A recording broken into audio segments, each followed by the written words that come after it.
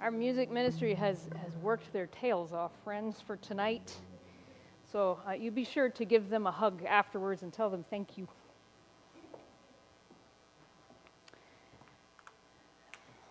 I don't know. Maybe it's because I've done 2 funerals in the last 2 weeks, neither of which I thought I was going to do anytime soon. Maybe it's because I've spent so much time with people, even tonight, even as the prelude was playing, hearing people say, it doesn't feel like Christmas this year. Or the plans have changed and everything just went through the window. Maybe it's because I stood with different friends in different stories looking at beautiful lights. We like light this time of year. While they cried and said, I don't see why we're even doing this. All I know is that this year, as I was preparing for tonight, I kept asking myself that question, who is Christmas for? And if we believe the world in which we live, then Christmas is for very happy people. Very happy people who make very strange decisions. For instance, if you believe the commercials that interrupt my Hulu streaming every evening, Christmas is for middle-class families where a husband thinks that he won't sleep on the couch that night when he makes this huge financial decision and his wife will be delighted. Yeah, don't try that, boys. Hallmark. My mom loves this dumb channel, and I'm sorry if you do. But Hallmark would tell me that Christmas is for a lonely man and a lonely woman whose lives follow a prescribed, predictable path that takes them from being a Scrooge to happily married with or without adopted children in 90 minutes.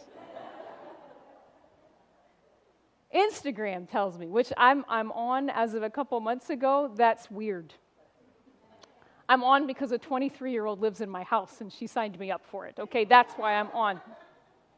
Instagram tells me that Christmas is for fake, perfect people who know how to take fake, perfect pictures, where there is always a cup of coffee, there is always lights from a Christmas tree, and if possible, a perfectly happy family that you don't show the 300 photos that involve someone crying or making a face. All of which is perfectly captioned with something you stole off the internet. If the world's definition of who Christmas is for is accurate, I'm in really big trouble. But Scripture tells me something different. Scripture says that Christmas is not, friends, for the fake. Christmas is not for those who can produce all kinds of happiness all the time. Scripture says something radically different and, frankly, far more beautiful. 1,000 years before the very first Christmas, Isaiah, who's a prophet, in the power of the Holy Spirit, Isaiah prophesied who Christmas was for. And he puts it this way in Isaiah chapter 9, verse 2. He says, the people walking in darkness have seen a great light. On those living in the land of the shadow of death, a light has dawned.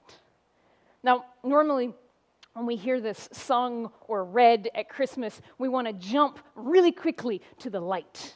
Clearly, we like light. And don't get me wrong, we're going to talk about it. We'll talk about light that came the very first Christmas, a light that is here today. But what I want you to hear first is to whom Isaiah says light came. Because Isaiah says that Christmas is not for those whose lives are all put together and perfect and look wonderful, at least on Instagram. He says that Christmas came, that Christ came for those who are in the dark. And this beautiful stanza of a poem, Isaiah says that light has come, friends, to people who are walking in darkness. Some of us walk in darkness with great confidence, as if we know exactly what's ahead of us, even though we can't see it. And with all kinds of confidence, we plow ahead in life right until we hit a wall. Some of us stumble through this life more like someone who's got put in a strange room and the lights are out and we're feeling around trying to decide what's up ahead. Isaiah says that light came to people walking in the dark and to people who live in the land of the shadow of death. Now, some of us feel that acutely this year. But the truth is that from conception on, we all live in the land of the shadow of death. Because from conception on, we're all moving towards our death. We experienced it in relationships. We experienced it in everything in this world. What Isaiah is saying, friends, is that you and I live in the dark. And he says that's who Christmas is for. Christmas is for people who are in the dark. And that looks like as many things as there are people in this room. You see, what Isaiah is saying here is actually something powerful and beautiful, friends. It's not sad or depressing or something you should try to cover up with by watching a Hallmark movie. What Isaiah says is that light came for parents. Parents who are hoping against hope that what they're doing is the right thing. Parents who are guessing because the book that they were handed when they got pregnant didn't cover this one. Parents who are hoping that the choice they're making will result in something other than therapy bills 20 years from now. Christmas came, friends, for those whose spouse died way too young. Their spouse who died years or decades ago, and they still feel the twinge of loneliness and regret, especially right now. Christmas is for those with more questions than answers. It's for the people who sit in the room right now, this very night, and you want to believe, you want what we're talking about to be true, but you feel the cloak, the weight of unbelief.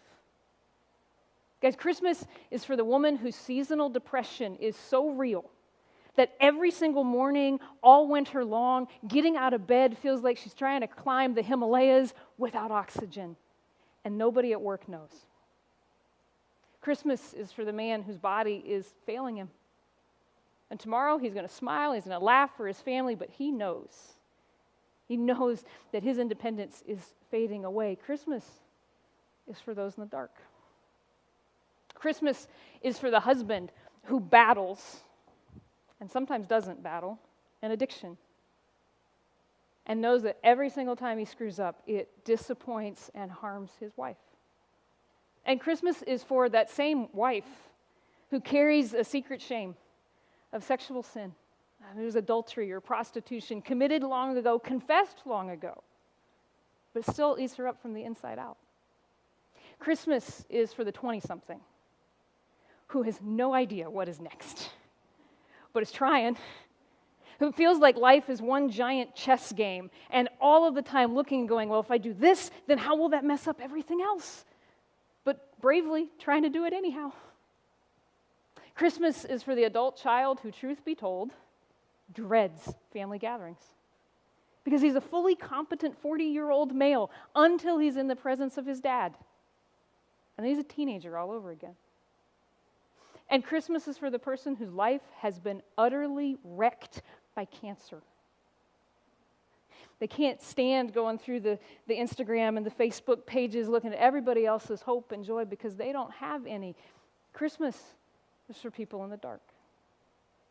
It's for the couple whose marriage hit a brick wall this year, but who tomorrow will smile and pretend that everything's okay. And Christmas is for the couple who desperately wishes there were kids to pretend in front of. They wish that there were stockings to hang, that there was toys to put together for hours on end, but they've been unable to conceive or carry to term. Christmas is for the family that's bracing for yet another year where it won't be the same. Because whether it's politics or the pandemic, everybody won't agree to get around the table. Christmas is for the older man who's coming up on retirement, and he is so excited and so nervous because there's a part of him that wonders if he'll know who he is when the title's gone. And Christmas is for the younger man who just got laid off, end-of-year budget cuts. Guys, Christmas is for those in the dark. Christmas is for the teacher or the healthcare worker who has fought harder than you and I will ever know for the last 2 years. They fought, and they're tired, and they're hollowed out, and they're worn out, and the thing that they thought they were called to do, God had called them to, they would never, ever quit. Man, they're writing their resume. Christmas is for the widow and the widower. It's the parent and the child, the sibling and the friend, for whom this year will be like none they've ever had, because they lost the light of their world. And they knew that this season was going to be so radically different, they genuinely thought about buying the plane ticket and just getting out. Christmas is for the couple who's bursting with excitement for next year because next year has wedding bells. And they're so excited and slightly terrified. Because with those wedding bells comes vows. Till death do you part. And they're nervous about what that will mean. Christmas is for the woman who's juggling too many tasks. All of them good. None of them completed the way she wants them to be. All of them leaving her feel like she's never going to be enough. And Christmas is for the teenager who hears all this story, wants to believe it, but is wondering, is it worth it? And is it actually worth it to follow Jesus? Christmas is for people in the dark. And here's the amazing, beautiful, wonderful promise. Isaiah says that the people walking in darkness, you and me, have seen a great light. That to those living in the land of the shadow of death, the light has already dawned. And I love the way Isaiah puts it. Guys, he wrote this 1,000 years before Jesus Christ. 1,000 years before that light, who he describes later in a couple of verses as a child who was born and a son who was given, was born. But he speaks of it like it's a done deal. He doesn't say, well, one day light will come. He says, no, it's happened, it's done. He uses this amazing way of writing that prophets of old used. He was so utterly convinced that God would keep his word that he speaks of a future event like it's already happened. He says, it will take place. Now, my guess is that Isaiah imagined that on the day that the child was born and the son was given, the day that God took on flesh, the day that light came, it would be a light so bright that it would make these terrible spotlights look like nothing. A light so bright that no matter what hemisphere you were in, if you'd been in the dead of night, all of a sudden it would look like noon. And don't get me wrong, a day will come when this child who was born, the son who was given, will return. When Jesus Christ will come, and that when he does, he will light up the night sky, friends, and there will never be night again. But the first time he came, you know, to the shepherds from Perry County? The first time Jesus came, and a light entered into the dark that is this world, hardly anybody even knew. It was an ordinary baby wrapped in ordinary rags. But when the shepherds came and Mary and Joseph looked, this baby came, and friends, he brought light. Honestly, it's light kind of like a candle. Light that doesn't banish all the darkness to the farthest realms, but light that is there and darkness cannot extinguish. That's how Jesus came the first time. It's the reason we light candles. Not so you can post it on Instagram, though feel free. But so we are reminded that light has come. A light that changes our darkness. You know, that's what Jesus did for his entire ministry. For his whole ministry, Jesus came into people's lives and he didn't banish all the dark. He was just light.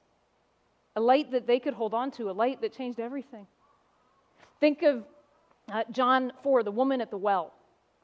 If you're familiar with that story, there's this woman who has looked her entire life, kind of wandering around blind, walking in the darkness, trying to find love. She's literally looked in all the wrong places. Everything within her is thirsting for somebody who sees her and knows her and loves her. And she's tried everybody. And one day Jesus shows up. And it's like he's this light in her darkness. He looks at her, he sees her, and he loves her. Now listen, the consequences of her past choices didn't go away. And the people in town probably still looked at her and went, oh, we know you. But the whole rest of her life, she had this light. Jesus Christ had looked at her, had loved her, and that's who she was. To the people walking in darkness, light came. You go a couple chapters further in the book of John, and you get Lazarus. You know, Lazarus, if you remember, dies. And Jesus comes to the tomb, and he says, Lazarus, get up. And Lazarus gets up. And the dead man is resurrected. Now here's the thing, guys. You know he died, right? I don't know when, if it was months or years after his resurrection. Lazarus still died. He still lived in the land of the shadow of death, but he lived with a light, knowing that Jesus Christ had resurrected him once and he would do it again. That's who Jesus is. That's what he does for people who walk in the dark. He's light that changes our everything. Isaiah goes on, and he says that this child that is born, the son that is given, has a name. That he is wonderful counselor, mighty God, everlasting Father. He's the Prince of Peace. And you know, friends, it's because of who Jesus is that you who live and walk in the dark are one of those people we talked about just a few minutes ago. You have light because Jesus has come. To the person wandering around in life right now, trying to figure out what to do next in fill-in-the-blank situation, the 20-something playing the chess game, to the person who's trying to decide, what am I supposed to do? Jesus has come. And your light is a wonderful counselor. He is the best, most wisdom, best sage advice you're ever going to hear. His teaching is unrivaled and unparalleled. Every word that he has spoken brings life to those who obey it. And honestly, 98% of what God's will for your life is found right here. He can always tell you your next step. It looks like forgiving your enemies, loving your neighbor. It looks like trusting God when you're in the middle of the storm. Those are the words that Jesus speaks. That's his counsel.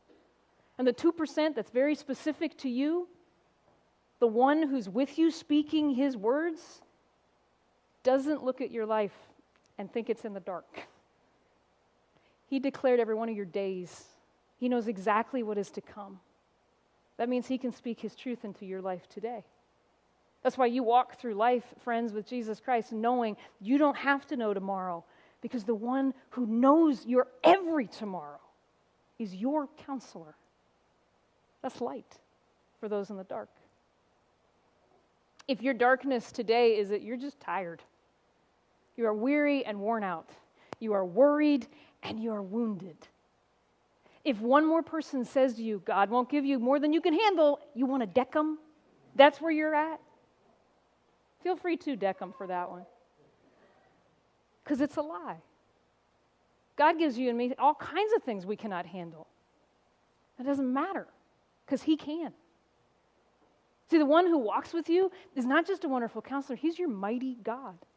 Mighty as in all-powerful. There's more power in Jesus' pinky than in your entire life put together. There's nothing that comes into your world that's bigger or stronger than he is. And you, my finite little human friend, the light who has entered into this world is the infinite God. That's light for people who walk in the dark. And if today the darkness that you're experiencing is more like you're walking in the land of the shadow of death, Christmas is going to look like no Christmas you've ever experienced. I remember the first year after my pap died. He died in October. And I skipped Thanksgiving because I didn't want to be in the house. But I had to show up at my granny's for Christmas. And it came time to eat, and Pap sat at the head of the table. Always. And all of a sudden, we got 15 people around this table. We're all staring at each other as we hold our plates because no one would sit down. Because no one was sure who could sit in his seat. Listen, for some of us, this Christmas looks radically different. You need to know something. The one who is light, who has entered into our darkness, is everlasting Father. Everlasting, meaning he never retires. And he never dies. If you want to look at it that way, he's always at the head of the table. Always. He will never step down. He will never be replaced. He will never not be there. And he loves you like a father. You know, fathers at their best delight in their kids. At their best, fathers protect their kids and provide for their kids. At their best, fathers look at their kids and love when their kids start to look like them. That's who Jesus is. He's the one who will always be at the head of the table, whose love for you is beyond what you can begin to imagine. That's light for people who this year maybe lost the light in your world. And you know what else? For some of us, the darkness, it's not external, it's internal. It's the guilt or the shame or the condemnation. And you need to know that the one who came to be light is the Prince of Peace, the Prince of Shalom, the Prince who takes what's broken and makes it whole. And that child that was born, that son that was given, Jesus Christ, was born in order to die your death. He was born in order to take your sin so that all your sin, all your shame, all your guilt gets put on him. That you can be restored in relationship with the Father, peace restored. That you can know that God the Father doesn't look at you and define you by what you are not, but by who you are in Jesus Christ. More than that, Jesus is this light that goes into a dark world. And as we are restored in relationship with the Father, peace brought, he says, go bring peace in this broken world. Fight for heaven to come to earth. That's who we are. That's what we get to do as believers in Jesus Christ. Friends, Isaiah has one of the most amazing promises tucked away in this little chapter. The promise that for those of us who live in the world that is dark, light has come. One day Jesus is going to come back with a light so brilliant, so bright, that all that is wrong will finally be made right. But for now, we hold candles. For now, we are reminded that it is because of Jesus Christ that we have light. For now, we hold small little lights that are this incredible reminder to us that because Jesus Christ was born, if you know him, you don't live in the dark anymore. Dark might be all around, it might be near, but you live in his light. As the band's coming forward in just a few minutes, we're going to light candles all over this room. And we're going to let that candle lighting, friends, be a prayer.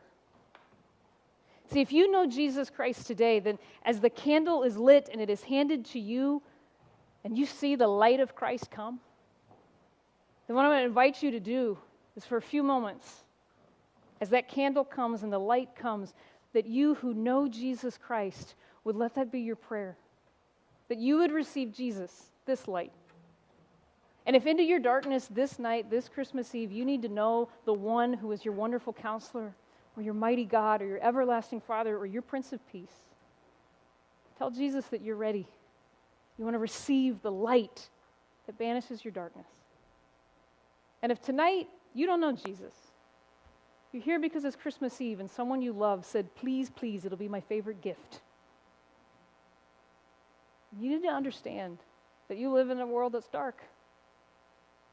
And there's only one who came to bring you light. So today, as you receive light in the form of a candle, if you don't know Jesus Christ, I invite you to, for the first time in your life, say, Jesus, I want that light. Now listen, if you ask Jesus Christ to be your light in your darkness, he changes everything. He'll light up your whole life, and you're going to see things you really didn't want to see. But you'll also be able to see things you could never see before. You'll see who you are as the one who has a wonderful counselor, a mighty God, an everlasting Father, and a Prince of Peace. The next few moments, as you receive the light of Jesus Christ, if you know him, claim him. And if you don't, may today be the day you say yes. We're going to sing Silent Night as the lights come and invite you to stay seated until the light's gone all through the room. But let's receive the light of Jesus Christ.